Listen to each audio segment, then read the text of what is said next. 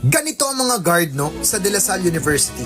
Kung makikita nyo hinawakan ni Kuya Guard ang kamay ni Matt Cayetano. O paano yan mga titas? Naunahan na kayo ni Kuya Guard.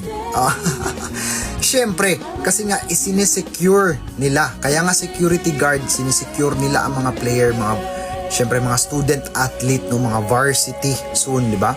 Kasi nga, alam nyo naman, kahit sinong tao ang dumudumo kay Matt Cayetano, hindi lang mga titas, kundi mga uncle, mga titos, dinudumog siya. Kasi nga, talagang nafa-fan sila, Iniidolo nila ang isang Matt Cayetano.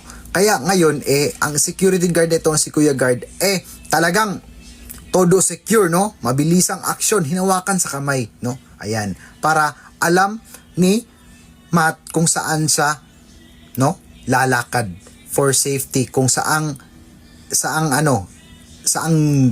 siya dadaan, palabas ng court. So that's it everyone, Ganito ang De La Salle, ganito ang mga guard sa Maynila, Talagang sinisecure ang mga atleta. Ayan, di ba? So alam naman natin guys, ang dami talagang mga supporters ni Matt Cayetano. Kahit mga lalaki at kahit sino pa dyan, talagang iniidolo ang isang Matt Cayetano, Simula nung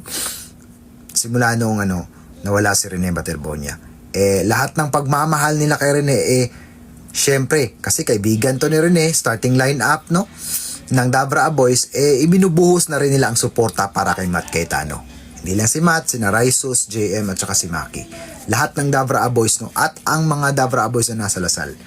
Grabe! Woo! Let's go! So, that's it everyone, paano yan mga tita? Naunahan na kayo, ni Kuya Guard. Siya na ang may unang nakahawak ng kamay ni Matt Cayetano. So, good luck na lang next time mga tita ha. So, next time dapat agahan nyo, Siyempre, mag-abang kayo sa kanyang mga laro para at least kapag lumabas na, pwede na kayo magpa-picture, di ba? Magpa-photograph, magpa-autograph, at ayun, di ba? Ma-meet si Matt Cayetano in person.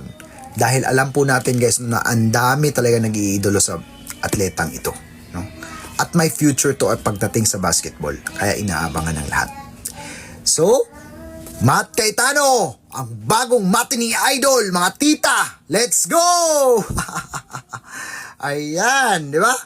So, abangan natin, ang mga more updates, sa Lasal. So, abangan nyo sa mga vlogs ko dito kasi may mga bagong update tayo kay Matt, kay JM, kay Maki Pellegrino. Ayan. So, nung hinihintay nyo, let's go! Let's support the Davao Boys! Yes!